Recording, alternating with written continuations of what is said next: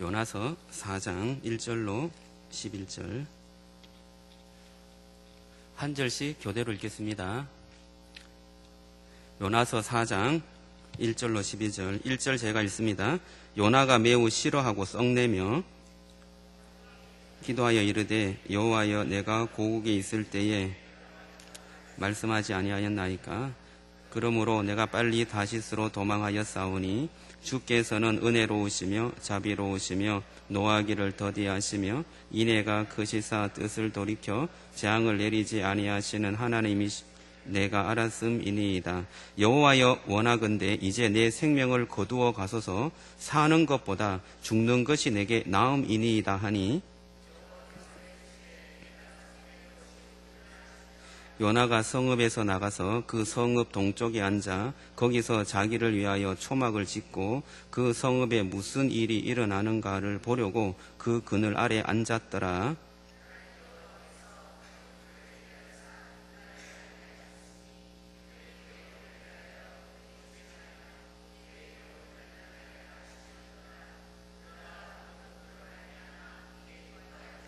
하나님이 벌레를 예비하사 이튿날 새벽에 그 박넝쿨을 갉아먹게 하심에 시드니라.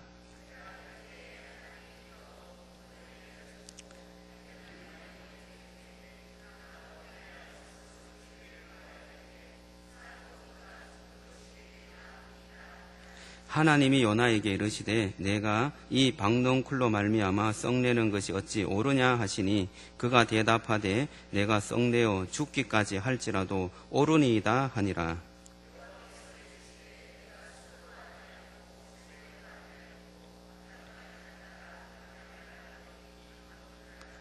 함께 읽습니다. 하물며 이 큰 성읍 니느웨에는 좌우를 분별하지 못하는 자가 12만 명이요 가축도 많이 있나니 내가 어찌 아끼지 아니하겠느냐 하시니라. 아멘. 오늘 요나서 마지막 부분을 좀 살펴보겠는데요. 지난 금요일 날 제가 말씀을 전할 때 금요 중보기도 때 4장 1절에서 3절까지 하였습니다. 그래서 그 뒷부분을 좀 할까 했는데 오늘 같이 좀 읽었습니다. 이 요나는 제가 되게 좋아하는 인물입니다. 왜냐하면 요나 되게 인간적이지 않습니까? 되게 인간적인 것 같아요. 선지자인데도 불구하고 전혀 거룩한 것이 좀 드러나지 않고 속된 것들이 많이 나타나고 또 불순종하고 또 막 하나님 앞에 막 막말하고 대들고 죽겠다 그러고 어린아이처럼 막 찡찡대고 그런 어떤 모습들이 선지자임에도 아주 여과없이 드러납니다.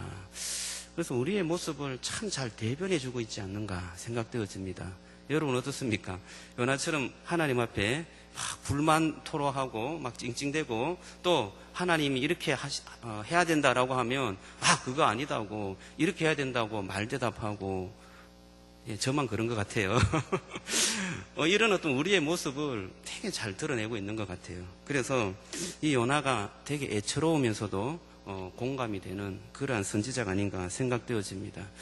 오늘 그 말씀을 조금 더 이해하기 위해서 5절을 한번 보겠습니다. 오늘 5절 말씀 한번 읽어보면서 말씀을 좀 이어가기를 원합니다. 시작. 요나가 성읍에 나가서 그 성읍 동쪽에 앉아 거기서 자기를 위하여 초막을 짓고 그 성읍에 무슨 일이 일어나는가를 보려고 그 그늘 아래 앉았더라. 요나가 니느웨 성읍 동쪽 밖에 나가서 앉았습니다. 왜 앉아 있었어요? 왜 초막을 그거 지어서 성읍에서 일어나는 일을 보려고 나갔습니다. 그런데 무슨 일을 보려고 나간 거죠?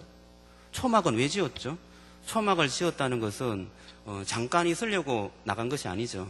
거기에서 숙식을 하려고 초막을 지은 거죠. 그렇다면 초막을 짓고 숙식을 하고 그 성읍을 바라보고 무엇을 보려고 무엇을 확인하려고 그렇게 초막을 짓고 나간 겁니까? 이 요나는 니느웨에 선포한 것이 있었어요.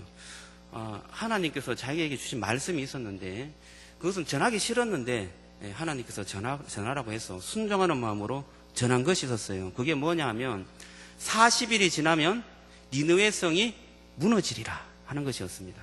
40일이 지나면 니느웨 성이 무너지겠다라는 것을 하루 3일 돌아야 될 그 성읍을 하루 만에 돌면서 그 선포를 하였습니다. 그랬더니 느느웨 사람들이 회개를 하였어요. 놀라운 일이 발생했습니다. 자기는 전혀 원하지 않았던 일이 발생한 거예요. 그래서 느느웨 사람들이 다 회개를 해서 하나님의 심판이 물 건너 간 것처럼 그렇게 느껴지는 거예요. 그래서 이 요나는 성읍 밖에 나가서 초막을 짓고 니느웨 성을 향하여서 확인하려고 한 것이 있었어요. 그게 뭐냐면 40일이 지난 후에 이 니느웨가 망하는지 안 망하는지 보고 싶었던 거예요. 요나는 망하기를 원했을까요? 망하지 않기를 원했을까요? 여러분 어떻습니까? 네, 답이 되게 쉬운데 알고 있는데 말씀을 못 하시는 것 같아요. 요나는 망하는 것을 원했어요. 니느웨가 망하고 그 성읍이 다 무너지고 하나님의 심판 아래 놓이는 것을 원했어요. 그래서 초막을 짓고 그렇게 기다렸던 거예요. 근데 그 팔레스타인 지방에 기후가 되게 사납습니다. 이 낮과 밤의 기온차가 많이 나면 50도 정도 나요. 그러니까 엄청난 추위와 더위가 왔다 갔다 하는 거죠. 그런데 물론 추위도 무서워요. 러시아에 가면 러시아의 추위가 대단하다고 하더라고요. 그런데 그분들이 보면 이렇게 모자를 쓰고 다니잖아요. 이게 아주 멋있는 이렇게 털 모자. 근데 그게 패션인 줄 알았는데 패션이 아니더라고요. 거기에 러시아는 너무나 춥기 때문에 이게 30도, 20도, 30도 영하로 내려가면 이 뇌혈관이 얼어버린대요. 그 얼어버리면 어떻게 돼요? 뇌출혈이나 뇌경색이 일어나서 사람이 죽어버린다는 거죠. 그래서 그것을 막기 위해서 이 털모자를 쓰는 겁니다.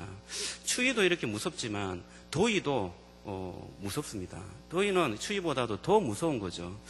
그래서 천막을 치는 건데 이 요나는 그 더위가 너무나 짜증났어요.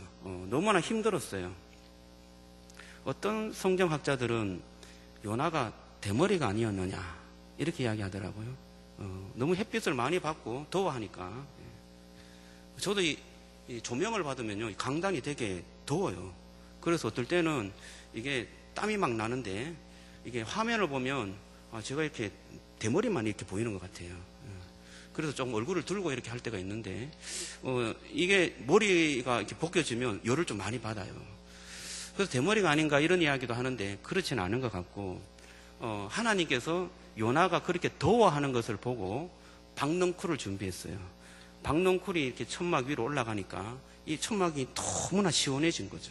너무나 시원해졌어요. 그래서 요나는 박넝쿨을 너무나 좋아하게 됐어요.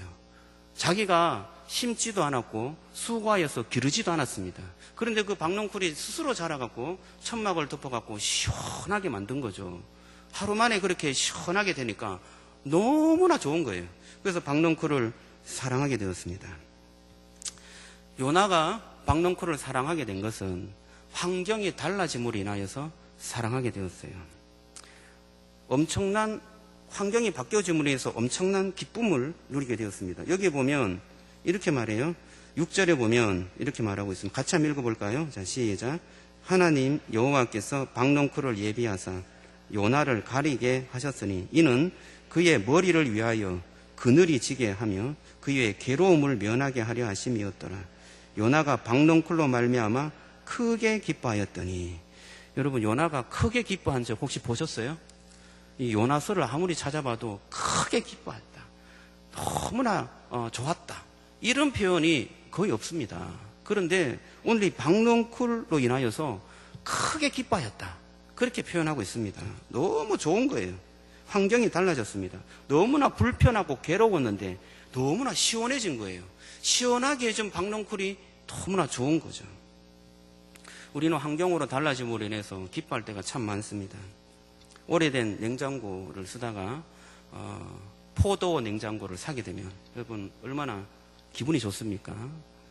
저도 예전에 조그마한 차를 타다가 스포티지 중고지만 새로 차를 구입하니까 너무나 좋더라고요. 그래서 수인선으로 바로 올 것을 고속도로로 돌아가 왔습니다. 그만큼 한 번 더 타고 싶었던 거죠. 우리가 환경이 바뀌면 기쁨이 있습니다. 너무나 좋아요. 그런데 이 박농쿨이라는 것은 요나가 수고도 하지 않고 자기가 키운 것도 아니고 씨 뿌린 것도 아닌데 자기가 편리해졌음으로 인하여서 기뻐하고 좋은 거였습니다. 요나는 자기가 사명이 있고 하나님의 나라를 위해서 선지자로서 정말 하나님의 복음을 전해야 될 사명으로 인하여서 기뻐해야 됨에도 불구하고 그 사명은 온데간도 없고 내가 지금 이 텐트에서 너무나 괴롭고 힘들었는데 그것을 편하게 해준 박농쿨로 인하여서 너무나 행복했던 거예요. 더 이상 괴로워하지 않고 그 박농쿨로 인하여서 안정되게 생활하는 것이 너무나 좋았던 것입니다. 그런데 하나님은 그 박농쿨이 참으로 가치 없는 것이다라는 것을 다시 한번 깨닫게 해주었습니다. 그것은 하나님께서 박농쿨도 하나님께서 준비하고 예비하였지만 또한 벌레도 하나님께서 예비해 주셨어요. 7절에 보면 하나님이 벌레를 예비하사 이렇게 말해요. 새벽에 그 박농쿨을 갉아먹게 하셨다. 그렇게 말합니다. 벌레가 뭐예요? 여러분, 벌레는 하찮은 거예요. 로마서 1장 23절에 보면 이런 말씀이 있습니다. 썩어지지 아니하는 하나님의 영광을 썩어질 사람과 새와 짐승과 기어다니는 동물 모양의 우상으로 바뀌었느니라. 기어다니는 동물 모양이라고 했는데 여기 한글 성경, 옛날에 한글 성경에 보면 버러지 형상이다 그렇게 표현하고 있어요. 버러지가 뭐예요? 벌레잖아요. 이 벌레는 아주 하찮은 것을 말해요. 그런데 이 하찮은 이 벌레를 한 마리 이렇게 기어 올라가게 해서 박농쿨을 다 갉아먹게 해요. 갉아먹으니까 박농쿨이 시들어갖고 죽어버렸어요. 이것도 하루아침에 일어난 거예요. 시들어버리니까 어떻습니까? 요나가 시원했던 것들이 다시 더워졌어요. 다시 괴로웠어요. 인생이 불편하게 됐어요. 그러니까 막 하나님 앞에 분노하고 성을 내는 거예요. 왜 이렇게 좋게 했다가 또 이렇게 불편하게 하십니까? 하나님, 내 인생이 왜 이렇게 괴롭습니까? 하나님께서 왜 이렇게 만드는 거예요? 라고 그렇게 불평하고 있는 것입니다. 여러분, 요나의 관심이 지금 어디에 있는 거죠?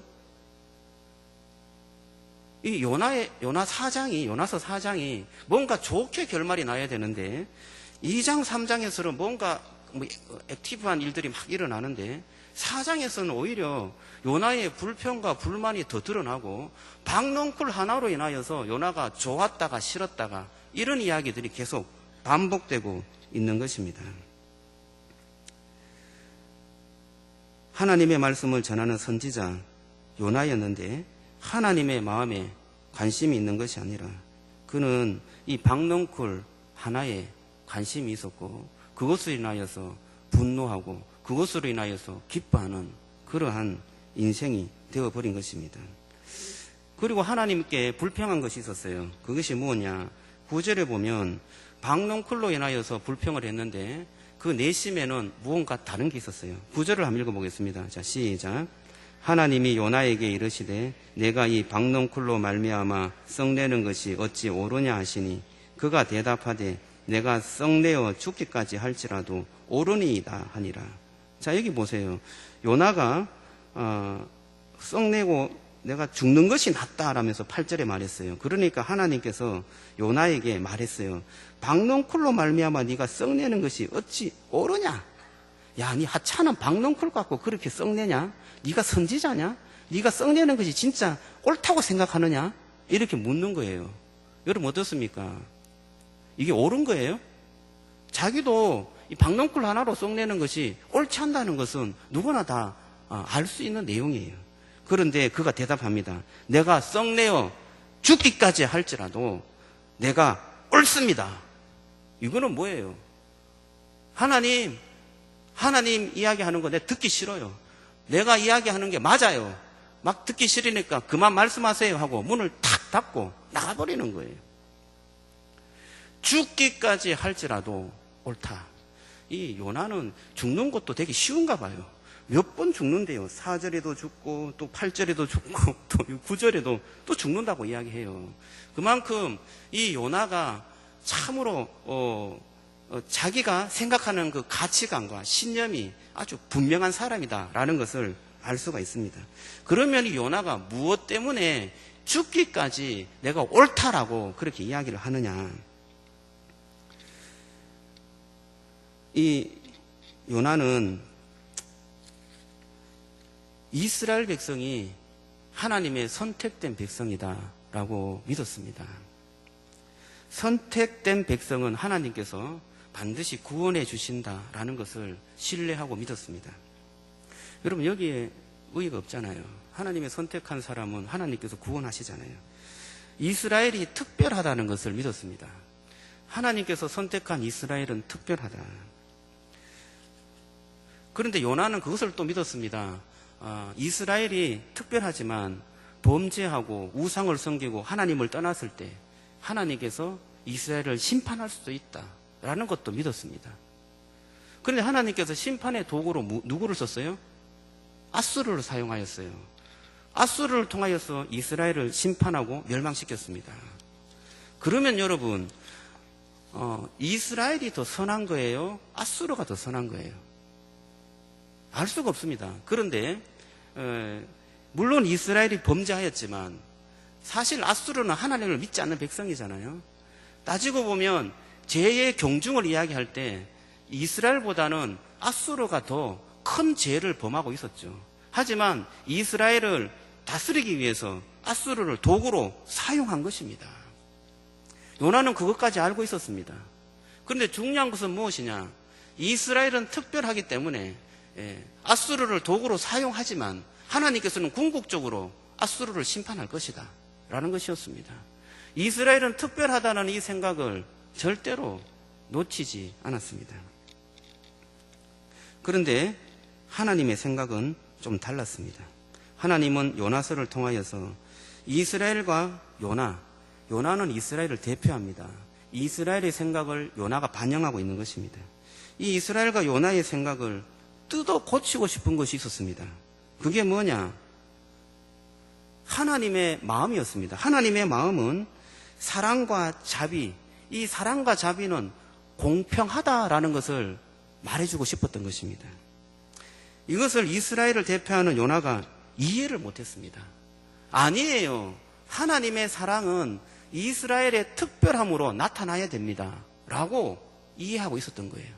아니야, 나의 사랑은 이스라엘도 특별하게 나타나지만 다른 사람에게도 특별해 라는 것을 말해주고 싶었던 것이에요. 아브라함을 선택했을 때 하나님은 두 가지 약속을 주었습니다. 첫째는 너를 통하여 큰 민족을 이루겠다는 것입니다. 큰 나라를 세우겠다는 것이죠. 그 다음에 두 번째는 이 큰 민족을 통하여서 다른 민족에게 복을 주겠다. 너희는 큰 민족이 되어서 복의 근원이 되게 하겠다라는 그러한 약속을 주었습니다. 그 복이 뭐예요? 생명의 복입니다. 그들을 구원하는 그러한 복이었습니다.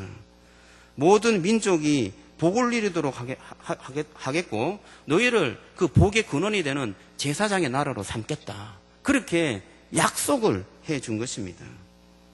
이것이 이스라엘을 선택한 목적이었습니다. 그런 하나님의 마음은 이스라엘도 사랑하지만 또 다른 민족도 하나님은 사랑하였습니다. 그런데 세월이 지나고 이 국가가 형성되고 또 왕들이 생기고 하다 보니까 이 이스라엘은 하나님의 마음을 오해하기 시작했습니다. 그것은 무엇이냐 하면 하나님은 이스라엘을 특별히 사랑한다라는 것이었습니다. 요나도 그렇게 생각하였고 이스라엘 백성들도 그렇게 생각하였습니다. 하나님께서 요나에게 깨트리고 싶었던 신념, 깨트리고 싶었던 가치관은 무엇이었느냐? 그것은 하나님이 우리만 사랑한다라는 것을 깨트리고 싶었던 것입니다. 세계를 향한 하나님의 그 마음을 이스라엘이 이해를 하고 그 하나님의 마음을 흘려보내고 축복의 통로로 제사장의 나라로 사용하고 싶었던 그 하나님의 마음을 너희들이 이해를 해야 한다라는 것이었습니다. 요나도 이스라엘 백성도 그것들을 이해를 해야 하나님의 구원의 계획이 이스라엘을 통해서 나타나지 않습니까? 그래서 계속해서 요나에게 교육을 시키고 가르쳐주고 깨닫게 하게 하는 것입니다. 여러분, 그러나 이스라엘은 요나는 하나님의 마음을 깨닫지 못하고 있습니다. 끝끝내 자기가 옳다. 끝끝내 하나님은 우리를 사랑해야 될 하나님이다 라고 말하고 있습니다. 박농크를 사랑하는 것이 옳으냐라고 말하면서 요나는 자기의 주장을 굽히지 않습니다. 하나님, 내가 죽기까지도 내가 말하는 것, 내가 갖고 있는 하나님에 대한 생각은 옳습니다 라고 이야기하는 거예요. 이것은 자기의 의입니다.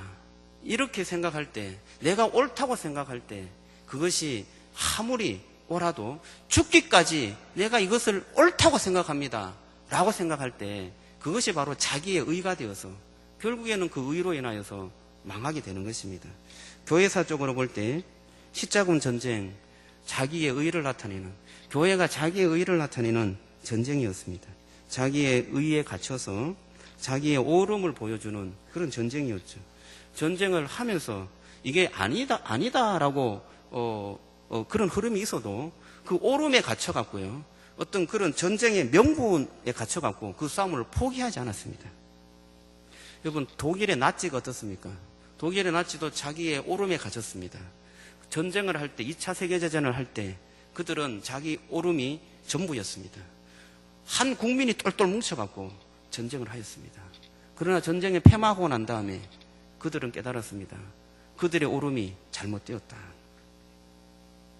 무솔루니나 또 일본 천황도 마찬가지였습니다. 이것이 교회로도 적용됩니다. 교회사를 보면 교회사에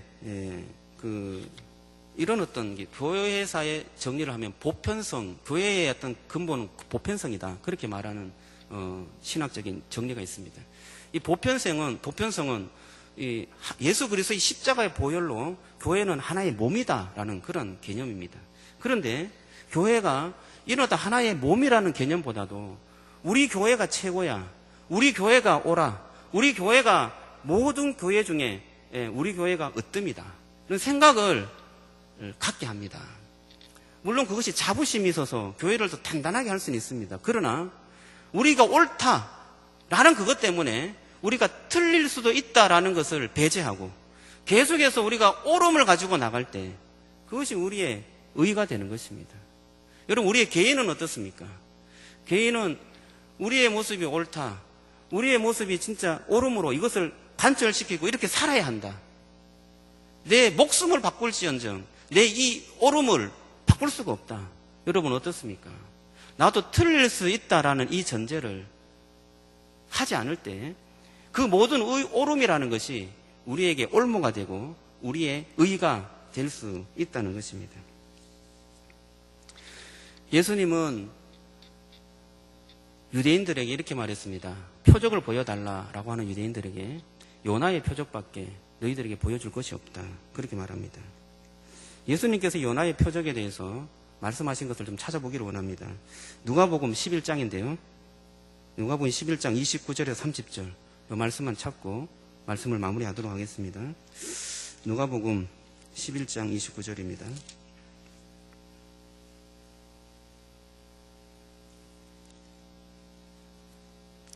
누가복음 11장 29절 30절 같이 한번 읽어보겠습니다. 자, 시작. 무리가 모였을 때 예수께서 말씀하시되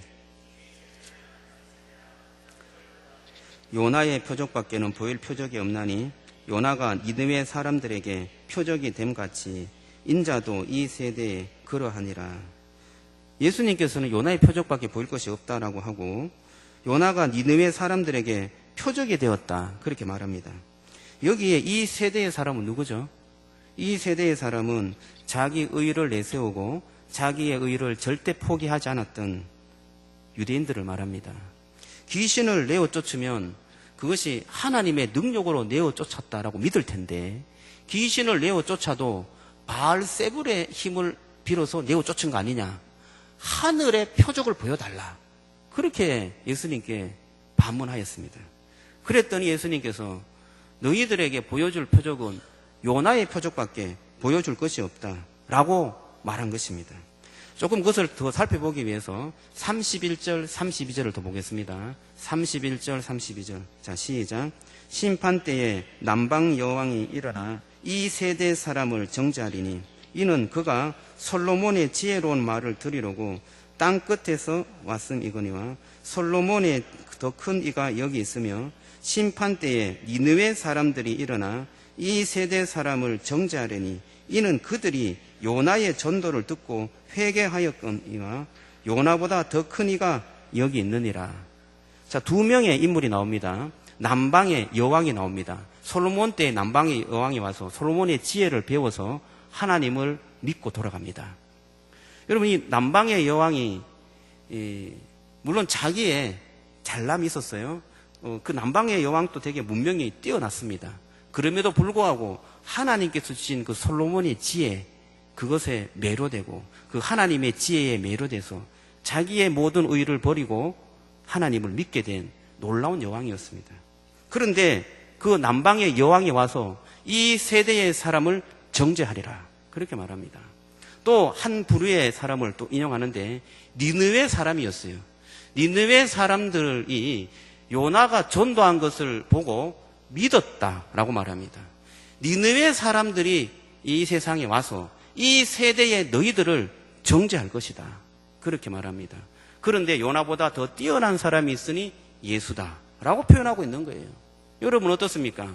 이 세대에 있는 사람은 자기의 의를 아직도 내어버리지 못하고 계속해서 주장하고 있는 그런 부류의 사람들입니다.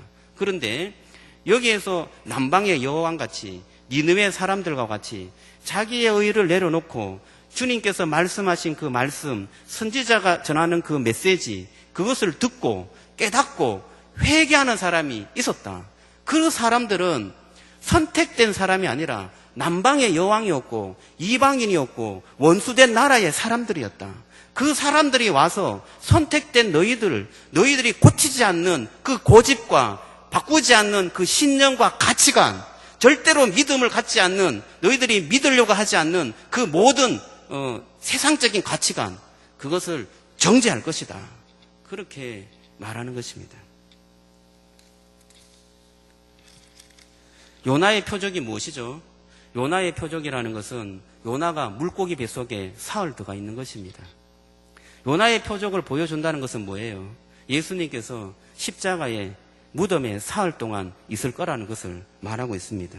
물고기 뱃속도 사흘이요, 예수님의 십자가도 사흘입니다. 요나가 죽은 것 같이 나도 죽어야 할 것밖에 너희들에게 보여줄 것이 없다, 그렇게 말합니다. 너희들이 고쳐지지 않는 죄로 인하여서 내가 죽어야 하겠다라고 말합니다. 요나는 자기의 의로 가득 찬 사람이었습니다. 죽어도 내가 옳다고 우겼습니다. 예수님이 살았던 이 세대도 마찬가지였습니다. 그들은 자기의 의로 가득 찼습니다. 죽어도 우리의 의로움, 우리의 율법, 우리의 유대인이 믿고 있었던 이 신념, 이것이 옳다고 생각했던 사람들이었습니다. 그래서 예수님을 믿지 않았습니다. 사단이 떠나가는, 귀신이 떠나가는 것을 봐도 그들은 예수님을 믿지 않았습니다. 여러분, 우리는 어떻습니까? 우리의 의가 죽어도 내려놓지 못할 우리의 의가 없습니까? 우리의 박넝쿨은 없습니까? 이것이 너무나 좋고 나를 편리하게 하고 좋게 하구나. 그것에 정신이 쏙 빨려갖고 하나님의 의가 나타나지 않고 하나님의 사랑이 내 속에 나타나지 않는 그런 박넝쿨은 없습니까? 우리의 의로 인하여서 하나님의 그 마음이 내 속에 녹아나지 않고 그것이 나타나지 않는, 내가 갖고 있는 신념이 옳다고 하는 그것이 없습니까? 저는 이 말씀을 되게 묵상하면서요, 오늘 하루를 좀 보냈습니다. 내게 박넝쿨이 무엇이냐, 내가 갖고 있는 내 자기의가 무엇이냐 고민을 했어요. 그래서 아침에 일어나서 설교 준비를 하고 있는데 애들이 좀 늦게 일어났어요. 그래서 우리 애들이 찬양을 좋아해요. 그래서 막 이렇게 찬양을 틀어놓고 기타도 막 치는 거예요. 막 문을 활짝 열어놓고. 그래서 나는 이 설교 준비를 하잖아요. 설교 준비를 하면 시끄러우면 설교 준비가 돼야 안 돼요? 여러분 설교 준비를 안 하시구나. 설교 준비가 안 돼요. 이게 머리가 혼란스러워요. 그래서 이렇게 이야기했어요. 갑자기 이야기한 거예요. 얘야, 왜 그렇게 음악을 틀어놓고 나오냐? 음악을 끄든지 문을 닫아라. 그렇게 이야기했어요. 듣던 애가 갑자기 들었던 이야기라 의기소침해갖고 문을 쾅 닫았어요. 제가 좀 문을 닫는 거 꼬라지 좀 봐. 이런 속으로 마음을 들었어요. 그러면서 제가 설교 준비를 하면서 내가 쟤한테 분노하는 게 무엇 때문에 분노한 거지? 라는 생각이 들었어요. 설교 준비라는 것이 내게 의가 되었어요. 설교 준비를 하는 것이 나에게는 되게 의로웠고, 이것을 해야 성도들에게 뭔가 좋은 영적 양식을 줄 수 있었고, 내가 목사로서 해야 될 당연한 일이다 라고 생각했습니다. 그래서 그 설교 준비가 난 되게 의로운 것이었어요. 그것을 놓지 못하겠어요. 내가 설교 준비할 때는 우리 집이 조금 조용합니다. 예. 왜냐하면 어느 정도 제가 계속 훈련을 시켰기 때문에 밖에 나와서 막 떠들거나 왔다 갔다 하면 아빠가 짜증낸다는 것을 알아요. 그것이 의가 된 거예요. 그리고 오늘 휴일이잖아요. 오늘 초파일이에요. 예. 초파일에 예배 드리는 게 의미가 있는 것 같아요. 예. 제가 신학교에서 신학교 교수님이 이렇게 이야기했어요. 초파일에 왜 신학교가 놀지? 이렇게 이야기하는 거예요. 그래서 우리가 뭐라고 이야기했는지 알아요? 초파일이 공휴일이기 때문에 놀아야 합니다. 이렇게 이야기했어요. 하여튼 그런데 공휴일이잖아요. 그래서 아내도 가족들도 같이 어떤 놀러를 가야 돼요. 그죠? 바람을 좀 쐬야 되는데 이것이 너무나 아침부터 부담이 되는 거예요. 난 설교 준비를 해야 되는데 나가야 되고 애들은 시끄럽게 하고 이것이 너무나 짜증나는 거예요. 그래서 짜증을 낸 거죠. 제가 말씀을 보면서 얼마나 회개했는지 몰라요. 요나가 박넝쿨을 보고 짜증을 낸 거죠. 하나님께서 박넝쿨을 줬다가 기분이 좋았어요. 그러다가 없어지니까 짜증이 난 거예요. 저도 설교 준비가 잘 됐는데 어느 정도 맥락이 잘 잡혀서 너무나 기분이 좋았어요. 한순간에 짜증이 올라온 거예요. 내가 편하고 내가 즐겁고 내가 안정스러운 것, 이것이 나의 우상이구나. 내가 뭔가를 했을 때 더 잘하고 싶은 이 욕구가 잘 돼야 되는데 그렇지 못할 때 우상이구나. 사실은요, 밖에 나갔다 와도 시간이 많아요. 그렇잖아요. 그리고 앉아 있는다고 이게 설교가 잘 되는 것도 아니에요. 사실은 또 어느 정도 구상을 하고 또 사람들과 만나서 이야기도 하고 또 이런 주제를 가지고 다시 한번 생각도 하고 그러면서 또 주석을 보면서 또 여러 가지 동영상도 보면서 설교 메시지도 들으면서 준비가 되는 거죠. 그런데 오로지 조용해야 되고 오로지 내가 해야 될 것을 제대로 해야 되는 이것이 나에게 의가 된 것입니다. 여러분, 여러분의 의는 무엇입니까? 정말 놓지 못할 하나님, 내가 은연중에 생각하고 있는 내 의가 무엇입니까? 저는 제 의를 찾지 못했어요. 저는 나는 잘난 척도 하지 않았고, 그리고 내가 잘한다는 것을 이렇게 막 떠벌리고 다니는 스타일도 아니고, 그래서 나는 내 의를 자랑하지 않았다라고 생각했는데, 저는 자세히 보니까 은연중에 행동함으로 표현하지 않는 그 무엇으로 내 의를 계속해서 다른 사람에게 강요하고 있었던 거예요. 그것이 무엇이냐? 내 편함인 것 같았어요. 그리고 내가 무언가를 좀 편하게 할 수 있는 여건을 만들어가는 것, 그것이 어떤 것 같아요. 그리고 또 다른 것도 있겠죠. 또 다른 것도 내가 추구하고 있는 무엇이 나를 무의식 중에 꽉 사로잡아서 그것을 계속 다른 사람에게 강요하고 혹은 그것이 싫으면 내가 회피해버리는 그러한 내 의를 계속해서 강요하고 강요받고 그것을 유지하려고 애쓰는 그러한 모습의 사람이었다라는 것입니다. 자기의로 가득한 너희는 전혀 요동하지 않구나. 내가 죽어야 너희에게 답을 줄 수 있겠구나. 죽기를 각오하고 자기의로 가득 찬 사람들을 향하여서 예수님은 십자가에 답을 주셨습니다. 너희가 죽지 않으니 내가 죽는다. 그리고 또한 요나서가 우리에게 제시한 답입니다. 여러분, 요나서는 답을 하지 않고 끝나버립니다. 하나님께서 요나에게 질문을 합니다. 그러면 요나는 늘 말대답을 잘해요. 자기의 대답을 잘합니다. 오늘 2절 말씀에도 4장 2절 말씀에도 말대답을 얼마나 잘해요? 나 이 말대답을 보고 놀랐습니다. 2절에 보면 여호와께 기도했는데 기도한 게 말대답이에요. 여호와여 내가 고국에 있을 때에 이러하겠다고 말씀하지 아니하였나이까? 그러므로 여러분 기도할 때 이러하지 아니하였나이까? 이렇게 기도하시는 분이 혹 있어요. 이게 뭐예요? 기도예요? 말대답이에요? 이 말대답이에요. 예. 그러므로 내가 빨리 다시스로 도망하였사오니 주께서 은혜로우시며 자비로우시며 노하기를 더디하시며 인애가 크시사 뜻을 돌이켜 재앙을 내리지 아니하시는 하나님인 줄 내가 알았음이니이다. 이렇게 말대답하고 있는 거예요. 얼마나 말대답이 조리 있고 신학적이고 논리적입니까? 이런 말대답을 아주 곳곳에 하나님이 한마디 하면 두마디 세마디 말대답하는 사람이 요나였어요. 그런데 오늘 마지막에 보면 11절에 한번 보세요. 11절에 하물며 이 큰 성읍 니느웨에는 좌우를 분별하지 못하는 자가 12만 명이요 가축도 많이 있나니 내가 어찌 아끼지 아니하겠느냐 하시니라. 하나님이 이렇게 말씀하셨는데 뭔가 요나가 대답을 해야 될 것 같은데 대답을 하지 않고 요나서가 끝이 납니다. 하나님께서는 요나에게 할 말을 잃게 만들었습니다. 네가 이 박농쿨 하나 때문에 좋아했다가 그렇게 썩내는 것이 옳냐? 그게 맞는 거냐? 박농쿨이 그렇게 가치 있는 존재냐? 그렇게 가치 있는 존재로 네가 그것을 좋아하면서 살았느냐? 그것을 좋아하면서 그 인생의 행복을 가지고 네가 살았느냐? 그게 옳은 것은 아니지 않느냐? 나는 이 12만 명, 저 성읍에 있는 좌우를 분별하지 못하는 12만 명이 있는데 그 영혼을 사랑하는 것이 내가 해야 될 사랑의 본분이 아니지 않느냐? 너는 어떻게 생각하느냐? 라고 묻고 있는 거예요.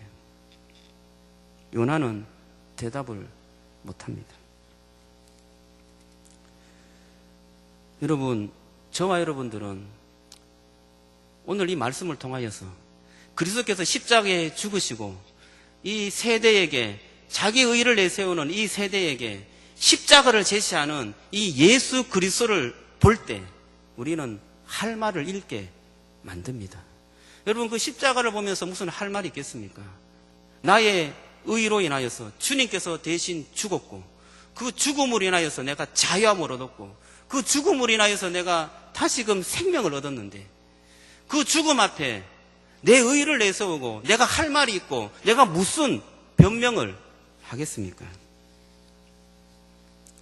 십자가로 우리를 다시 살리셨습니다. 십자가는 우리에게 할 말을 잃게 만드는 하나님의 은혜입니다.